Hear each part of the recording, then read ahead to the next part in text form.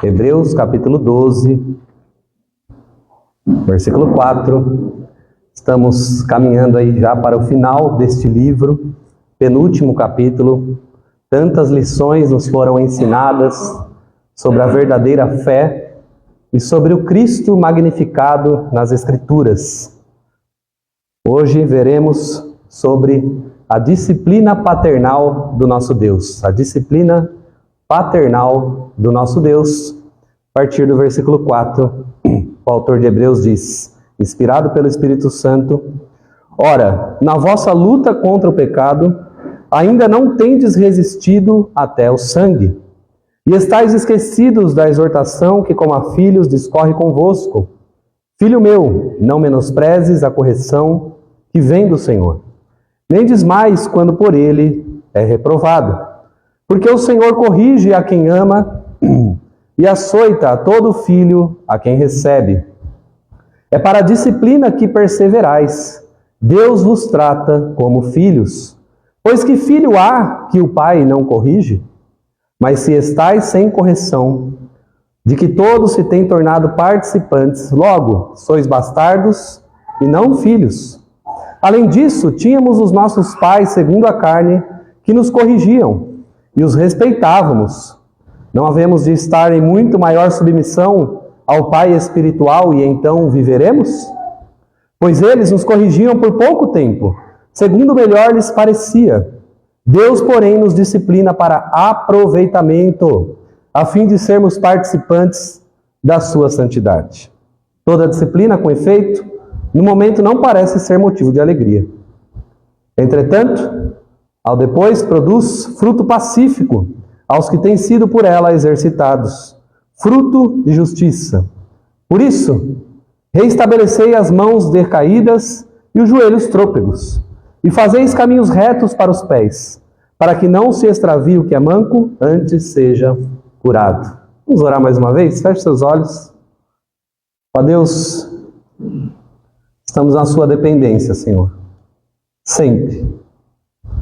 Cremos no Teu Espírito Santo, cremos no poder do Evangelho, cremos na Santa Igreja Universal, os verdadeiros cristãos salvos que estão espalhados pela terra e são as Suas ovelhas. Cremos, ó Deus, que o Senhor criou os céus, a terra e o mar, segundo a Tua palavra, que o Senhor nos criou para a sua glória. E cremos, ó Deus, que o Senhor é poderoso para trazer à existência as coisas que não existem. Também sabemos, ó Deus, que o homem se corrompeu, se extraviou, se desviou dos seus caminhos e pecou contra o Senhor. Mas a Tua palavra nos diz seguradamente que o Senhor tinha um plano de redenção e que o Senhor executou esse plano por meio de Jesus Cristo, nosso Senhor, o qual é o nome sobre todo nome, para que toda língua confesse e todo joelho se dobre, dizendo que Jesus Cristo é o Senhor. Ó Deus, nessa manhã, eis-nos aqui, ó Deus, no santo culto, diante da Sua santa palavra. Faz em nós a Tua vontade e possamos nos submeter àquilo que o Senhor tem para nós. Fala ao nosso coração, Senhor. Cada um de nós aqui, o Senhor conhece as nossas necessidades mais profundas. O Senhor é aquele que sonda mentes e corações. O Senhor conhece a nossa história, mas não apenas conhece, o Senhor mesmo que a decretou. E só o Senhor tem palavras de vida eterna. Por isso nós oramos, pedindo a iluminação do Teu Espírito, a direção do Senhor para nossas vidas, para que nossos dias nessa terra sejam para te glorificar.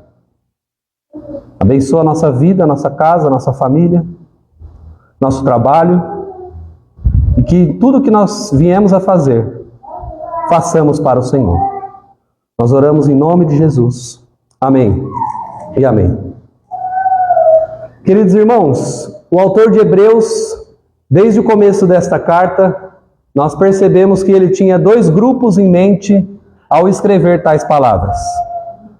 Um desses grupos, judeus convertidos ao cristianismo, ao Evangelho, ouviram a palavra do Senhor, ouviram a salvação que há no nome de Jesus e começaram a participar das atividades da igreja, da ceia, da pregação, mas foram tentados a desanimar, a desistir, a retroceder da fé diante das perseguições que eles estavam sofrendo. O autor de Hebreus sabe que este grupo dos desistentes, daqueles que retrocedem, não haviam se convertido verdadeiramente, não haviam sido regenerados para uma nova vida em Cristo Jesus. Embora eles tivessem experimentado as benesses do Evangelho, ainda assim, o coração deles não tinha sido alcançados plenamente. E diante da perseguição, da dificuldade, eles retrocederam. Eles naufragaram na fé. Eles abandonaram Jesus e eles voltaram ao judaísmo. O autor de Hebreus, inspirado pelo Espírito Santo, traz severas advertências para esse grupo, dizendo que esse é um erro irreparável. Deixar a realidade que é Cristo para voltar às sombras do passado, deixar Jesus de Nazaré, o Senhor, o Mestre, o nosso Senhor e Rei, Deus Todo-Poderoso em carne, para voltar ao judaísmo antigo, para a lei de Moisés. O autor tinha esse grupo em mente e ele fala com eles de forma dura. Mas o autor dispensa a maior parte da sua escrita, inspirado pelo Espírito Santo, para o outro grupo.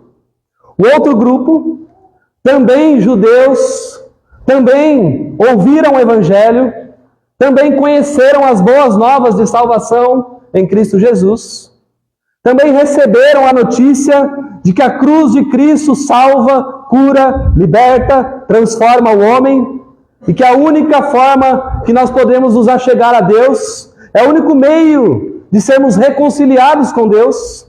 Eles ouviram isso. Mas diferente do primeiro grupo, este grupo não apenas ouviu, mas isso entrou no coração deles. Eles foram convertidos, eles foram restaurados, eles foram regenerados, se tornaram novas criaturas em Cristo Jesus. Mas esse grupo também estava sendo tentado a desanimar. Não são só aqueles que são falsos convertidos que desanimam, irmãos. Até mesmo as ovelhas de Jesus, até mesmo os salvos, hora ou outra desanimam da fé. São tentados a voltar atrás, são tentados a retroceder, desanimam. Mas a diferença entre esse grupo e o primeiro grupo é que, a despeito dessas dificuldades, dessa tentação, desse desânimo espiritual, dessa letargia que estava os acometendo, este grupo perseverava firme na fé. O autor fala com esse grupo, a maior parte da sua carta. O autor traz também duras palavras, sérias advertências a esse grupo. Mas o objetivo para este grupo é encorajamento, é persistência. São palavras de ânimo, tenham de bom ânimo, perseverem, continuem servindo ao Senhor, pois vai valer a pena. Não retrocedam, não desistam, sejam reanimados da fé, levante o caído, seja restaurado o abatido, pelo poder do Evangelho. E esse grupo ouve essas palavras. Esse grupo recebe a disciplina do Senhor. Esse grupo se atenta à exortação que vem do Pai Celeste. E embora esse grupo também, hora ou outra, esteja desanimado, ele sempre, de alguma maneira, consegue se fortalecer no Senhor. Consegue se reencontrar com Deus. Consegue, mais uma vez, receber uma dose de ânimo espiritual para prosseguir a jornada com fé, sem abatimento, sem desânimo, sem tristeza. Assim é a nossa vida, irmãos, queridos. Se você é um verdadeiro cristão, você não vai conseguir desistir. Mesmo que você tente, mesmo que você queira, os laços de amor do nosso Pai sempre irão lhe trazer de volta. A luz que vem de Deus sempre irá iluminar as trevas do seu coração. Não há como desistir. Uma vez alcançados pelo amor ágape de Deus, uma vez transformados pelo poder do Evangelho, ainda que queremos, hora ou outra, romper esses laços de amor, estamos firmes porque o Senhor nos segura firmemente. Louvado seja Deus. Você não vai desistir. Se você é crente, se você é cristão, se você crê que Jesus é o Salvador, ainda que a luta seja grande, ainda que as batalhas travadas dentro da sua alma queiram te fazer desmaiar, queiram te fazer desistir, maior é aquele que te amou, que te regenerou, que te justificou e que te salvou na cruz do Calvário. Louvado seja Deus. A perseverança, então, é o que separa o verdadeiro cristão dos emocionados, dos falsos convertidos, dos entusiastas de algum momento apenas. Há muitas pessoas hoje, irmãos, que fizeram uma oração à frente de alguma igreja apenas dizendo que recebe Jesus. Isso não é conversão. Conversão não é uma oração que você repete, que alguém faz por você. Conversão é quando o Evangelho entra no seu coração, quando o Espírito Santo atua de forma poderosa, sua vontade muda, sua vontade é restaurada, as escamas caem dos seus olhos e você se vê numa nova realidade de vida. Quando isso acontece, isso é irrevogável. Os dons de Deus são irrevogáveis. Aquele que te amou vai te amar até o final. Se o seu desempenho estiver bom, Ele vai te amar. Se você estiver passando pelo vale, a mão dele vai se estender para te trazer de volta. Foi o que Jesus nos ensinou na parábola do semeador, Marcos capítulo 4. Jesus diz que o semeador saiu a semear e a semente caiu em solos diferentes. No primeiro solo, o inimigo veio e já roubou a semente antes mesmo que ela caísse em seu coração. O segundo caiu, mas por causa das dificuldades, da vaidade da vida, dentre outras coisas, foi sufocada a semente. O terceiro a mesma coisa, e somente o quarto foi o solo fértil. A semente caiu, germinou, cresceu e frutificou para a glória de Deus. Jesus mostra que a perseverança na fé é a continuidade da nossa conversão, a santificação, e isso vai separar o joio do trigo em determinado momento. Embora os dois cresçam juntos, Deus sabe quem é quem. Deus sabe separá-los. E a Bíblia faz questão de fazer isso. É por isso que no final do capítulo 10 deste livro de Hebreus, o autor, inspirado pelo Espírito Santo, diz: o meu justo viverá pela fé. E se ele retroceder, nele não se compraz a minha alma. Mas ele também diz: nós, porém, não somos dos que retrocedem para a perdição. Somos, entretanto, da fé para a conservação da alma. Nós não somos dos que retrocedem. Este é o grupo, essa é a verdadeira igreja, essas são as ovelhas de Jesus, esse é o povo de Deus, o povo que vive pela fé, o povo que crê em Jesus, o povo que vai continuar avançando, o povo que vai continuar glorificando a Deus sempre, mesmo nas lutas mais desafiadoras da vida. Então o autor de Hebreus, no capítulo de número 12, ele escreve para nós a longa lista de heróis da fé, que nós analisamos aqui nos domingos, cada personagem. Pela fé, eles viveram segundo a vontade de Deus, eles almejavam uma pátria superior, eles serviram ao Senhor de todo o coração, e a Bíblia enfatiza a fé desses irmãos que serviram ao Senhor desta maneira. Mas o capítulo de número 12, eu falei 12, mas era 11, agora 12. No capítulo de número 12, entretanto, irmãos, aparece o maior herói da fé de todos, no versículo 2. E o maior herói da fé, o verdadeiro herói da fé, é o próprio Jesus.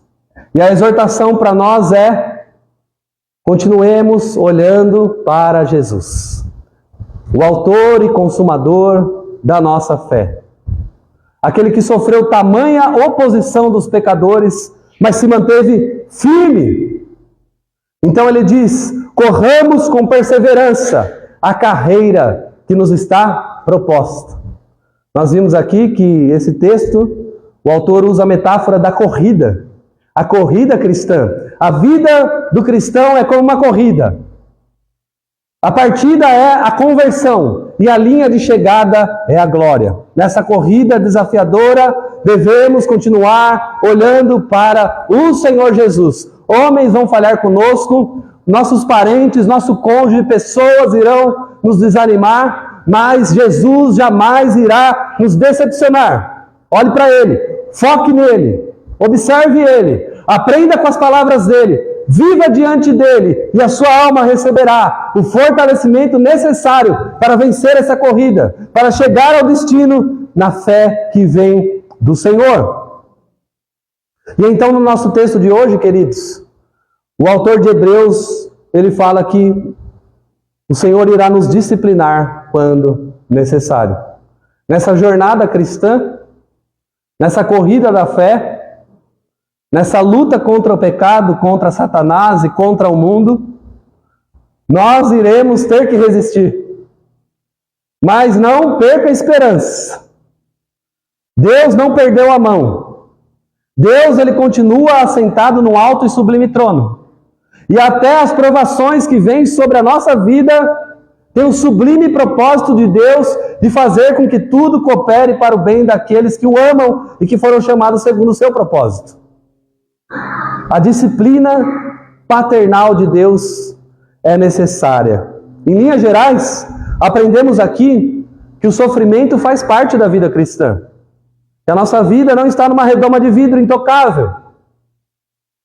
Mas que esse sofrimento que vem, as dificuldades que chegam até nós, não é para nos esmagar, não é para nos derrotar, não é para nos fazer esmorecer, mas é para que nós sejamos disciplinados e cresçamos na fé, deixando a meninice para trás, sendo então crentes maduros na fé. Deus usa o sofrimento para aperfeiçoar a nossa santidade. Lembre-se disso. É duro ouvir isso. Aqui está um tema que nós não gostamos de ouvir, irmãos. Deus usa o sofrimento para nos aperfeiçoar. Está aí um tema que não dá ibope. Está aí um tema que não enche igreja. Mas está aí um tema que a Bíblia fala e que é necessário para que nós aprendamos a confiar em Deus mesmo nos vales dessa vida. Você acha que Deus não disciplina? Ele seria um pai sem amor, porque o texto nos diz que Deus nos disciplina por causa do seu amor e porque Ele nos ama. Um pregador chamado Alexandre McLaren, ele comparou esse texto a um farol. E ele disse o seguinte, que em dias mais claros, quando está tudo bem na nossa vida, a gente não liga muito para esse texto. Mas é o tipo de texto que a gente busca a resposta quando as coisas escurecem, quando está difícil. Ele é um farol que nos guia, que nos conduz. Veja, saiba disso. Você querendo ou não, Deus vai te disciplinar. Você querendo ou não, Deus vai usar o sofrimento também para aperfeiçoar a sua fé. Mas o texto está aqui para nos ensinar algo. Que não é porque Deus é ruim, não é porque Deus é sádico, não é porque Deus quer nos destruir, mas é porque a mão dele está sobre nós. É porque o oleiro está moldando o barro. Quando Saulo se converteu, Atos capítulo 9, foi isso que Deus falou a respeito dele. Eu vou mostrar para ele quanto importa ele sofrer pelo meu nome. E Paulo foi feito um vaso de honra nas mãos do Senhor.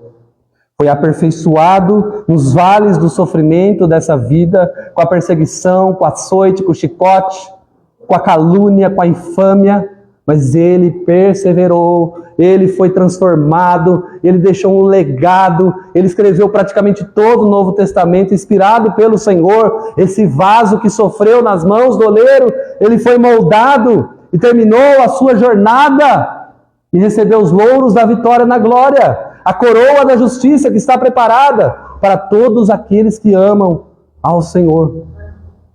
Então veja como começa o texto no versículo de número 4. A metáfora utilizada aí não é mais da corrida, mas parece mais como uma luta de boxe. Na vossa luta contra o pecado, ainda não tendes resistido até o sangue. A palavra luta aqui é a palavra agonia.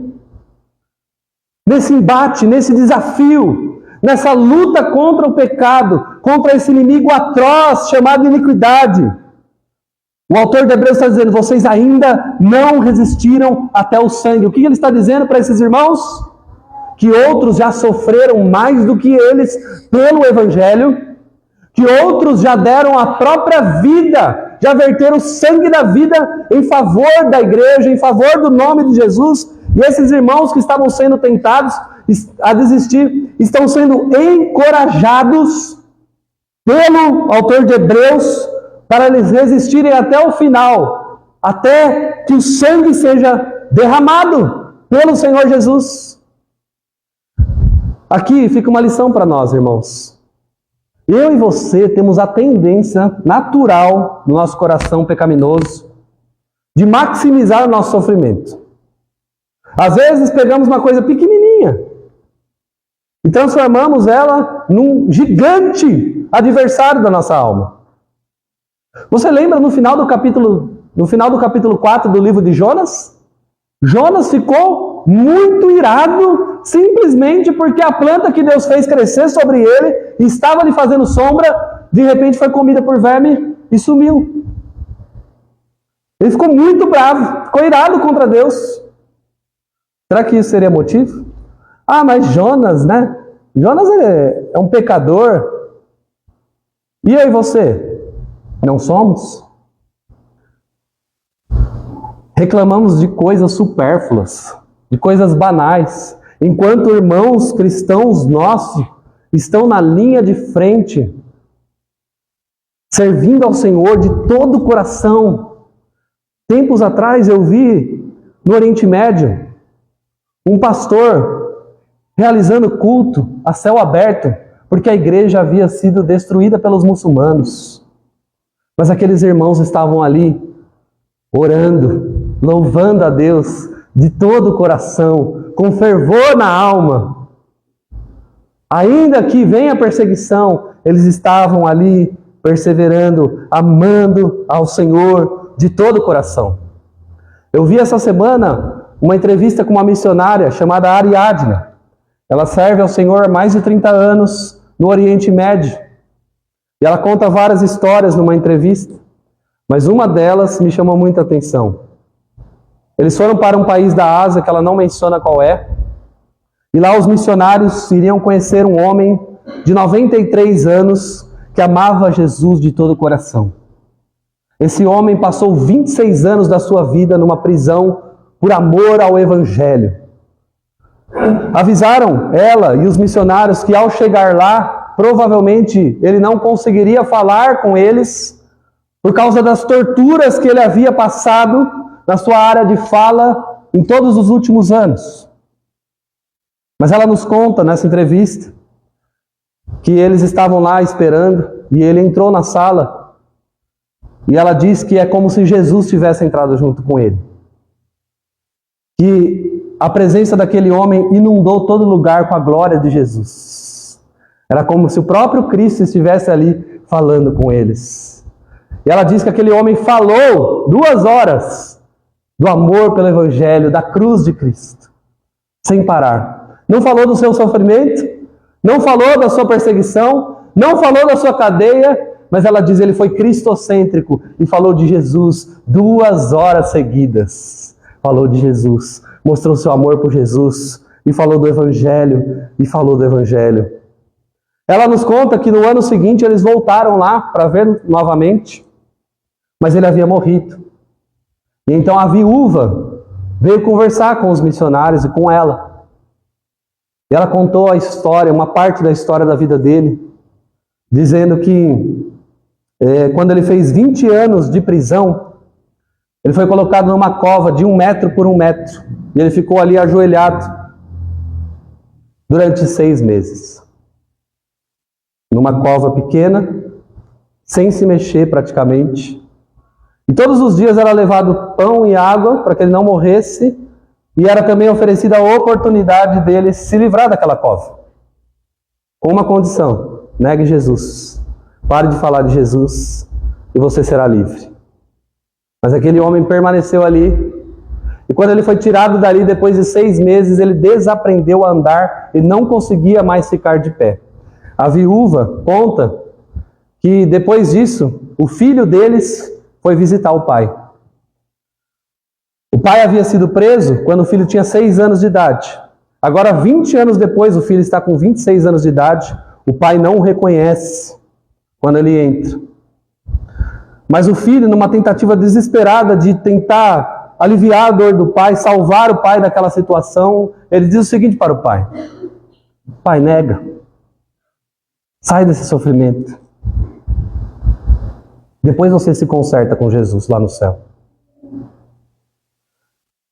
Ela conta que nesse momento, ele olhou e ele reconheceu que era o filho dele. E sabe qual é as palavras que ele disse? Sim, eu amo a mensagem da cruz. Até morrer eu a vou proclamar. Levarei eu também minha cruz, até por uma coroa trocar. Essa fala dele lhe custou mais 6 anos de prisão até a morte. A missionária, ela diz que o cristianismo dela, ocidental como nós, está sendo moldado por um cristianismo mais sólido, mais genuíno, mais verdadeiro. O entrevistador pergunta: qual você acha que são os desafios aqui do Ocidente? Ela fala: porque nós encontramos conforto em outras coisas que não é o Senhor Jesus. Porque nós buscamos anelos para a nossa alma que não é o Evangelho. São pilares falsos que nós nos agarramos. Enquanto eu aprendi lá, na linha de frente, o que é um amor de verdade pelo Senhor e como eles são mais felizes do que nós, servindo ao Senhor com muito mais sofrimento do que o nosso. Pedro, escrevendo para os seus leitores lá no capítulo 5, versículo 9, ele diz: resisti-lhes firme na fé, certo de que sofrimentos iguais aos vossos, a vossa irmandade também está sendo acometida e espalhada pelo mundo. Será que a gente não é muito mesquinho? Veja, nós não resistimos até o sangue. Nós não fomos até o final e já reclamamos, mas precisamos aprender com o Senhor. Olha o que diz então o versículo de número 5. Estais esquecidos da exortação que como a filhos discorre convosco? Filho meu, não menosprezes a correção que vem do Senhor, nem desmais quando por ele és reprovado. Por quê? Porque o Senhor corrige a quem ama e açoita a todo filho a quem recebe. O autor está citando Provérbios 3, capítulo 3, versículo 11. Com certeza esses irmãos conheciam isso. O que ele está nos ensinando aqui é que Deus usa a disciplina para nos corrigir.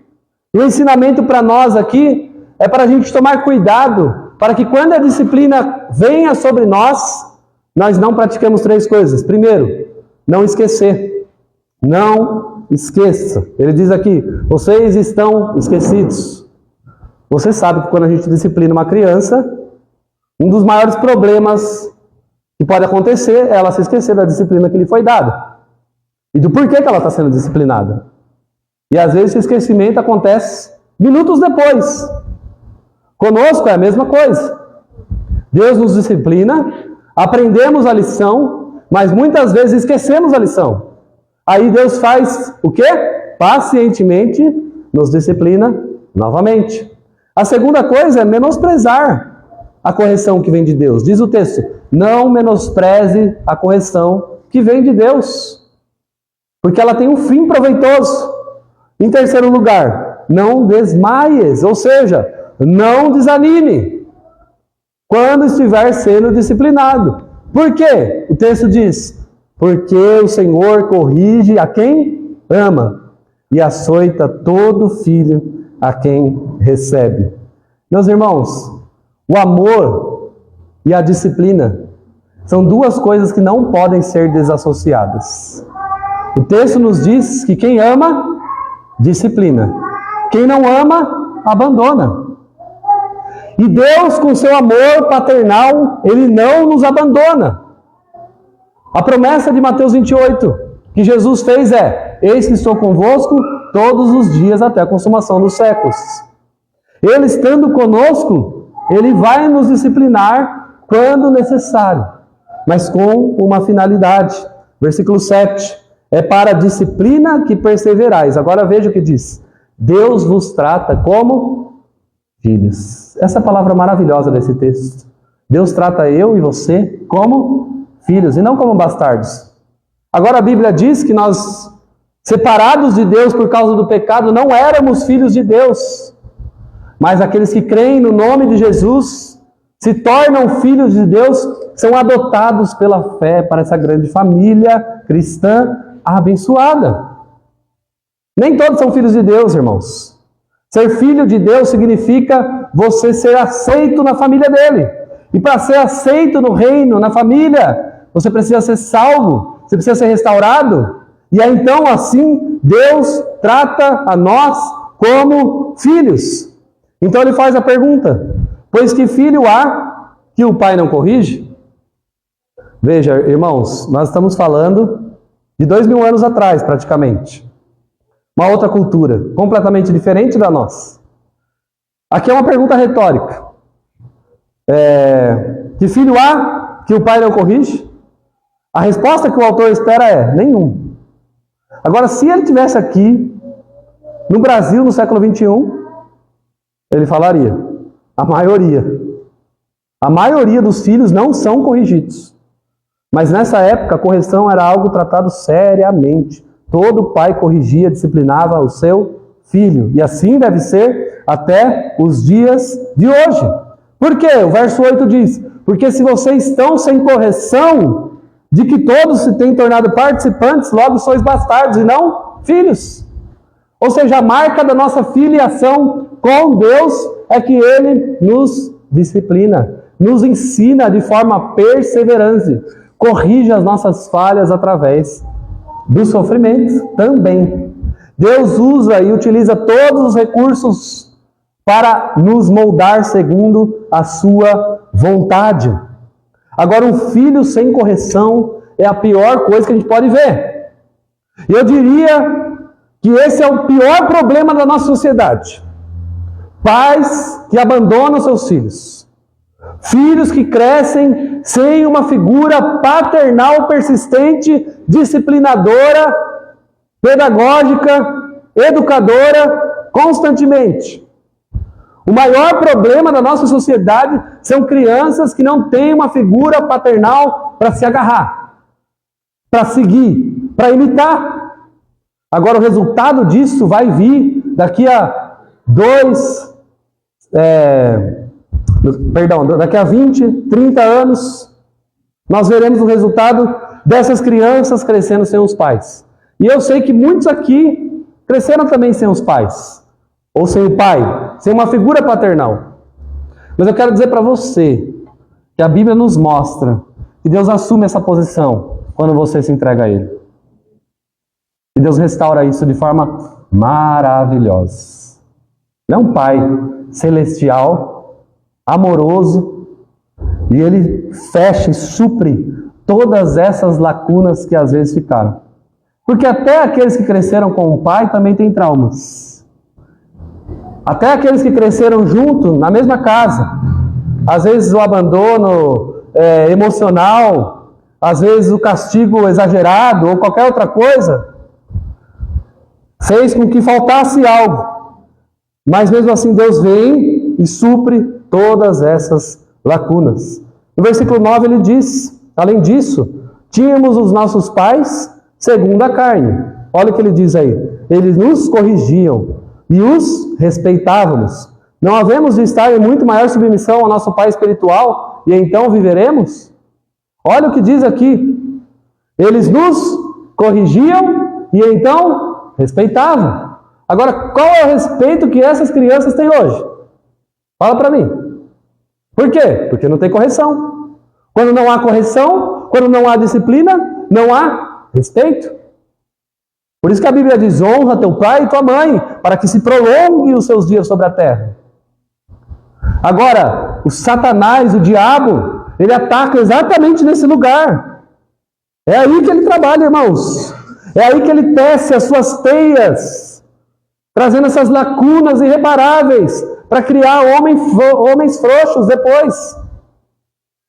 E homens frouxos são o pior castigo para uma sociedade. Porque não aprenderam. E olha só, quando há correção, há respeito. Mas então, se Deus não deixa de fazer, não havemos de estar em muito maior submissão ao vosso Pai Celeste? Se Ele nos ama, se Ele nos corrige, se Ele nos disciplina. O versículo 10 diz que os nossos pais nos corrigiam por pouco tempo. Pais que estão aqui, preste atenção. Você não tem muito tempo para educar seu filho. Você tem pouco tempo. Poucos anos. Imprima marcas que deixarão um legado. Imprima no seu coração uma disciplina que ele nunca mais vai abandonar. Não acho que você vai tê-lo para a vida inteira para você educá-lo. Na educação cristã, cada dia é importante. Cada ensinamento, cada lição pode reverberar na vida adulta dele. E o texto diz, eles nos corrigiam por pouco tempo, alguns anos apenas. Mas além disso diz, segundo melhor lhes parecia. Ou seja, cada um corrige de um jeito, cada um disciplina de um jeito, conforme lhe parece melhor. Um pai e uma mãe, de verdade, sempre vai buscar aquilo que lhe parece melhor para educar o seu filho. Não significa que ele vai sempre fazer o melhor, que ele pode estar errado. Mas ele vai buscar o que lhe parece melhor. E é por pouco tempo, e não é perfeito. Mas aí o texto nos diz, Deus, porém, nos disciplina para aproveitamento, a fim de sermos participantes da sua santidade. Então Deus não erra na disciplina. E não é por pouco tempo, é pela vida inteira. Ele não faz o que lhe parece melhor. Ele faz o que é melhor. Essa é a diferença entre pais terrenos e o nosso Pai Celeste. E até nós que somos maus, Jesus disse, sabemos dar boas dádivas aos nossos filhos, quanto mais o nosso Pai que está nos céus. Ou qual filho pedindo um pão, o pai te dá uma pedra? Ou qual filho pedindo um pão, o pai lhe dá uma serpente? Deus nos corrige, nos educa, nos ensina na disciplina para aproveitamento. Olha o objetivo final no versículo de número 10. Para sermos participantes da sua santidade, sem a qual ninguém verá o Senhor. Sede santos. E Deus usa tudo que está à sua disposição para nos santificar. Mas a disciplina não é boa, não, no primeiro momento. Não é verdade? E é isso que diz o versículo 11. Toda disciplina, no momento, não parece ser motivo de alegria. Você já viu algum filho dando risada porque está apanhando? Se a gente fizesse isso na nossa época, a gente ia apanhar mais ainda. É porque não está doendo. Não é verdade? Acho que a maioria aqui, que nasceu no século passado, já tomou um Raider 42 na bunda. Já sentiu na pele. Coisa que não acontece hoje. Aliás, hoje você dá um tapa no seu filho na rua, cuidado para não ser processado, viu? Porque tem a lei da palmada. Criando filhos frouxos. Mas olha, a disciplina na hora não é motivo de alegria, não. Na hora. Ou seja, no momento você não entende. No momento você não aceita, mas depois, entretanto, produz fruto pacífico. E olha o que ela faz, ela nos exercita para darmos fruto de justiça. Que Deus tremendo, irmãos. Que Deus maravilhoso, essa é a finalidade. Você pode olhar para esse mundo hoje e achar que Deus não está nem aí para ele. Os ímpios prosperam, os enganadores estão no poder, nos altos escalões da sociedade, e você pode achar que Satanás está reinando, mas ele não está. Quem está reinando é Deus. Ah, mas então por que Deus não castiga severamente os ímpios agora? Ele vai fazer isso, a Bíblia diz, no momento oportuno. Agora, você sabe qual que é o maior castigo de Deus, segundo esse texto? O maior castigo de Deus, ele abandonar alguém à sua própria sorte.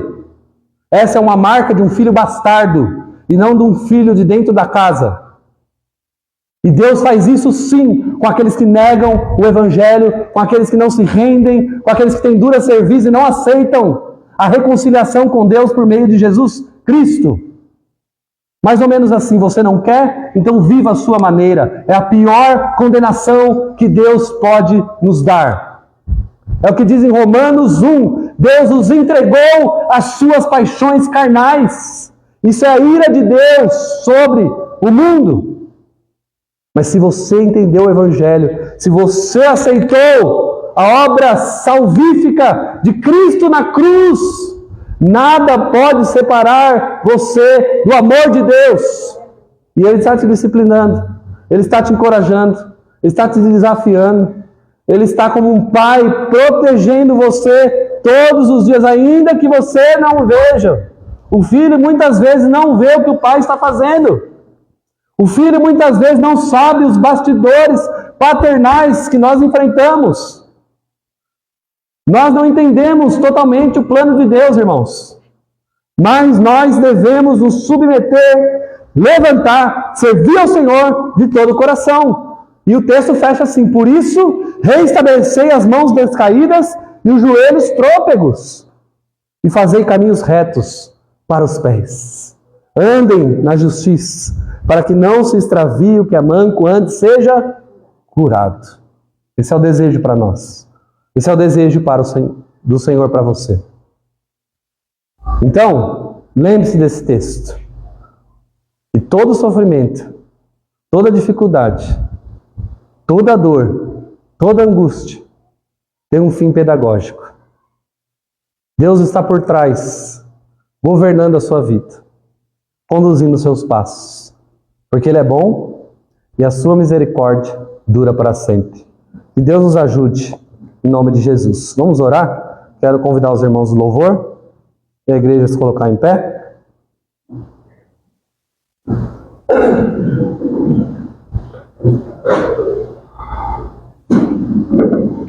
Senhor Deus, Pai Santo, obrigado pela Tua palavra.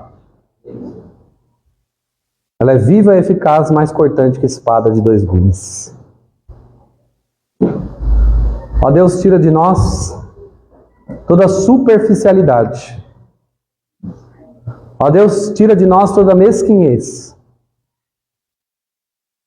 E coloca os nossos pés sobre a rocha, Senhor. Ó Deus, que sejamos homens e mulheres da palavra, da oração, da vida com o Senhor. Nos ajude a rejeitar o pecado e viver uma vida de santidade. Ó Deus, nós sabemos que o Senhor nos poda para o nosso crescimento, para que venhamos a frutificar.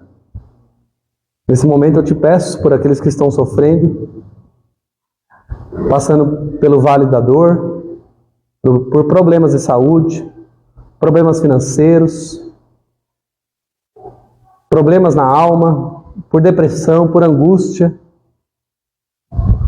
Eu peço a Deus, não que o Senhor os livre disso, apenas isso. Mas eu peço a Deus que eles aprendam e nós aprendamos juntos as lições que o Senhor tem para nós.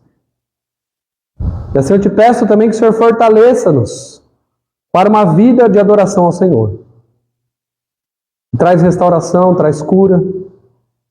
Abençoa o teu povo com a paz que excede todo entendimento em Cristo Jesus. Assim eu oro com gratidão pelo que o Senhor tem feito em nossas vidas. Em nome de Jesus. Amém. Amém.